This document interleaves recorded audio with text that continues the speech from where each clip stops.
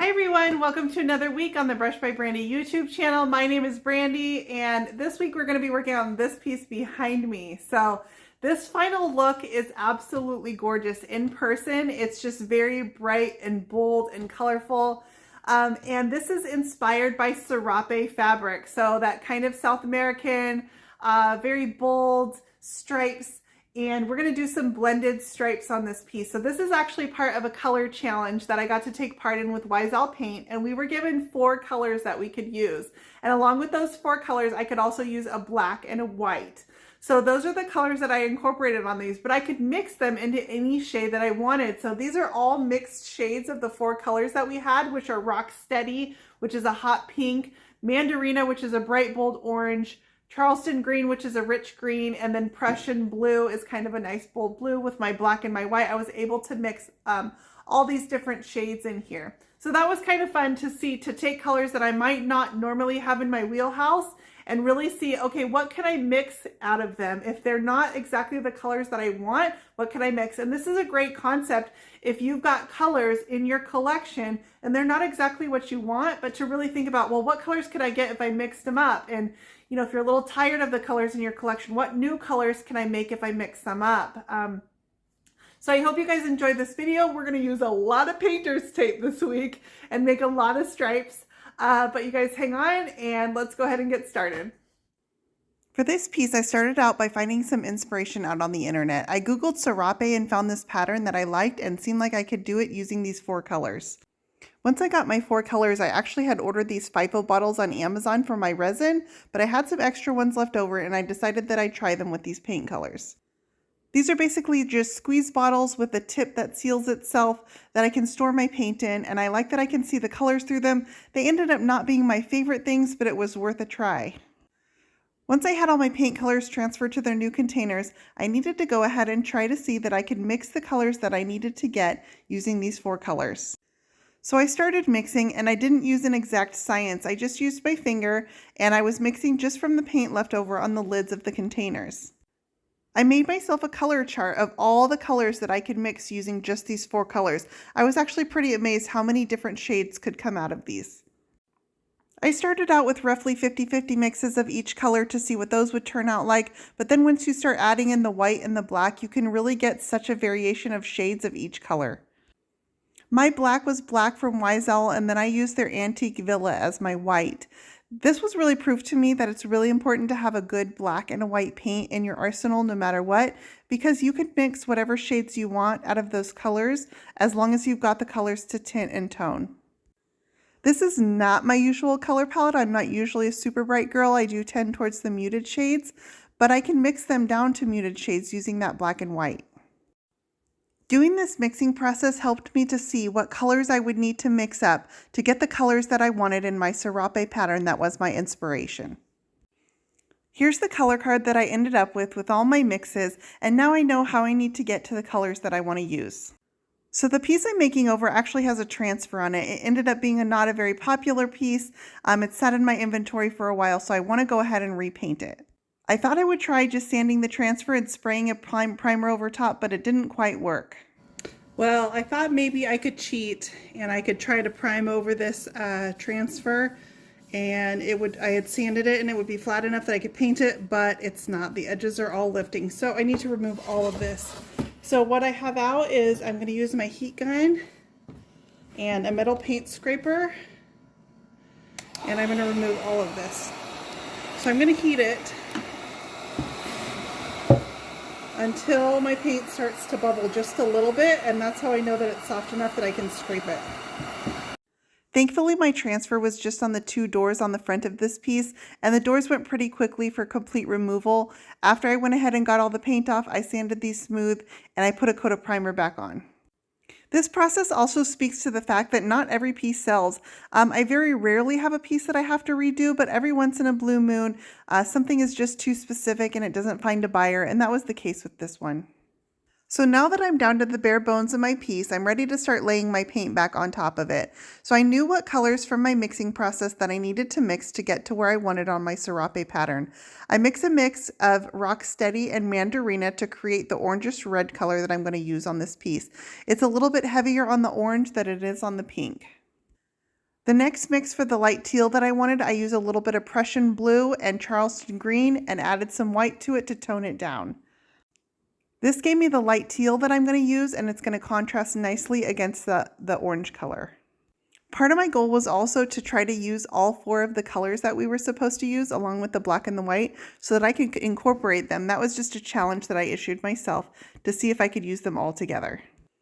I also learned through my mixing that mixing the little bit of orange with the green created a little bit of a brown color. So I mixed the mandarina with some Charleston green and my antique villa, and I got my main body color, which is this kind of creamy white color that's got a little bit of beige undertones. Once I figured out this mix, I went ahead and mixed enough to be able to lay 2 coats of this creamy white color on the body of my piece. This covered up all of the old green color that was underneath this and gave me a good base to start laying my stripes on top of. Once I had a good base, I did some math and decided how to lay out my stripes and tape them off. All right, we are working on the top of my Serape chest, and you can notice that I'm wrapping the base has my stripes on it, and I'm wrapping them up onto the top. So what I've done is I've loaded my plate. I've got my colors here, which is Antique Villa. This is a mix of mandarina and rocksteady, and then some black. And I'm going to double load my brush. Let me show you guys what I mean.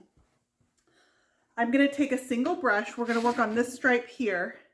And I'm going to take a single brush, and I'm going to dip half of my brush into the Antique Villa. We'll call it just a white. And then I'm going to dip half my brush into my rocksteady and mandarina mix. And so I end up with a brush that looks roughly like this here. And then I'm going to take my brush, which is damp so that it glides very easily, and I'm just going to brush it on this stripe.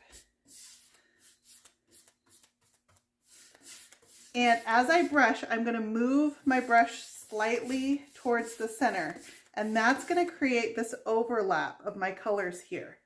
Now I want to create a little bit of this true orange color down the center. And that's just because my brushes are a little narrow for the space that I'm working in. So I'm going to add that. Make sure that's blended in. All right, and my next brush is going to be half in my black and half in my orange. And I want to make sure that I keep the right side of the brush in the right color. So that's my orange, a little bit in my black, and I'm going to brush that out. And then making sure my brush is lined up right. And I'm a little light on paint, which I had a feeling I might be.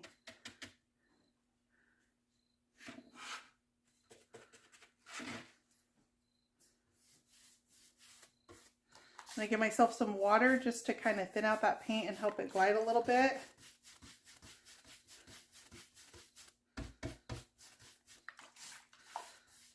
And again, I'm going to move my brush towards the center so that I get some overlap in those colors.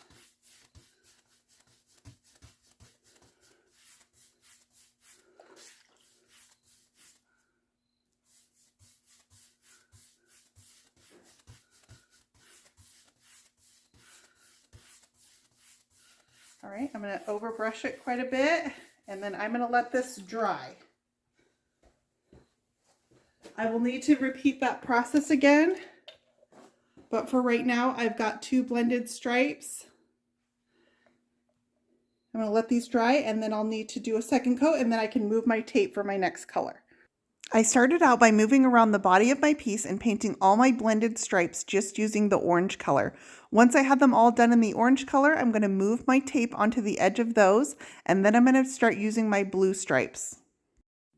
I'm just working one color at a time so that I only have to move my tape one time.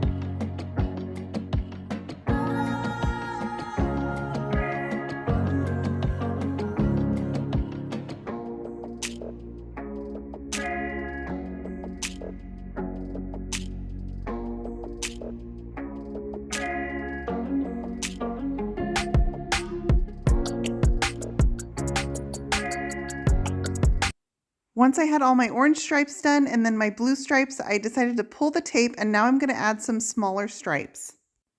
I placed some tape closer together and I painted some solid black stripes. Once this was dry, I moved around the entire body of my piece and I redid all my stripes again so that I could get a second coat on them. This second coat was where I really perfected the blend on each of the individual stripes. I'm calling these stripes either an orange stripe or a blue stripe, but each one actually contains 3 colors. Each stripe is a blend of the white, the color, and then the black. This technique of loading 2 paint colors onto my brush at a time is called double loading, and it's something that's used quite frequently. I actually watch videos a lot where people use it to create flowers, but it was the perfect technique to use for painting these blended stripes. This project used an incredible amount of brushes. I don't even have a count for you, but I'm going to go ahead and wash one out and show you guys what my process would be. So I went through 2 different rounds of color tonight, one with my red colors and one with my blue. So I've got some brushes that have sat in water longer, which are the red ones. So I'm going to go ahead and tackle those first. They were only soaking about this high. It's only just since I've been out here washing that I filled the bowl even more. So you don't want to over soak your brushes. Don't fill that water up until past the bristles, only about this point. I'm going to take my brush scrubbing mitt and a little bit of Bad Ice brush soap. This is from Wiseout. I'm just going to squirt a couple squirts on here. I've rinsed this as much as I can with water. And I'm just going to scrub this. This is a makeup brush cleaning mitt. You can get these at the drugstore.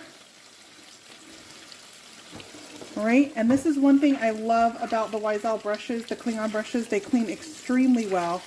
So here's where I am on my piece right now. I've got all my colored stripes done, my orange and my blue, and I've laid out some black. But you didn't think that was all, right? I'm also going to lay out some gold stripes. So here we are back with the painter's tape. And what I do is I'm going to go ahead and run a stripe down the middle just for a spacer. And then I'm going to run my tape down the edge of each stripe. And this is going to give me the spacing that I want to use to create my gold stripes so that they're even on both sides. I'll be honest on this, for the most part, except for my main body stripes, the orange and the blue, I didn't really measure out for any of these smaller stripes. I just kind of eyeballed that they were all the same width. Whenever I wanted to butt 2 stripes up against each other like I do here, I want the gold to run right down the edge of my colored stripes. I just go ahead and place my tape right along the edge of where my last stripe ends, and that gives me 2 that butt right up against each other. My original inspiration picture didn't have any gold in it, but I did feel like this added just that little bit of sparkle that this one needed. Once I had all my tape laid out, I used a little bit of Heavy Metals gilding paint from Wiseout in gold and a little bit of Posh chalk pigments. These are rich metallic pigments that I mixed into the metallic paint, and it just took them to the next level and made them these rich, creamy metallics with a lot of sparkle in them. I love the combination of the Posh chalk pigments along with the metallic paint. I painted these into my stripes, and then I had some gold stripes. Once I pulled the tape, you can see how much tape I used on this process. It was about 1.5 rolls total. A lot of painter's tape for this one. The next step that I need to do is go ahead and seal up my paint. So once it was dry, I went ahead and wiped on a coat of Wiseout satin varnish. This is a nice, durable, clear coat. I like it. It's really easy to use and user-friendly, and it really does dry rock hard. This is a great view right here because you can see how the stripes look, and then you can see the gold up against it. I'm glad I added that little bit of metallic. It is staging day, and because Serape is all about colorful textiles, I chose to stage this one using a little bit of fabrics in a variety of colors that tie in with my piece, a blanket ladder with some raw wood on it, and I think it ties in with my stripes, and then a little bit of succulents. I think it kind of ties in with the Southwestern decor that this is kind of inspired by. So that is my staging. I'm going to take some pictures, and this one is done. So here is my final look, you guys. I'd been wanting to try this for a little while and see how this technique worked. I think the double loading of the brush was actually a success. It came out really, really pretty. I imagine all the colors that I could create this finish in. So I hope you guys enjoyed this video. You can find links for everything I use in the description for this post. And as always, you can find more Brushed by Brandy on Facebook, Instagram, Pinterest, YouTube, and on my website at brushedbybrandy.com.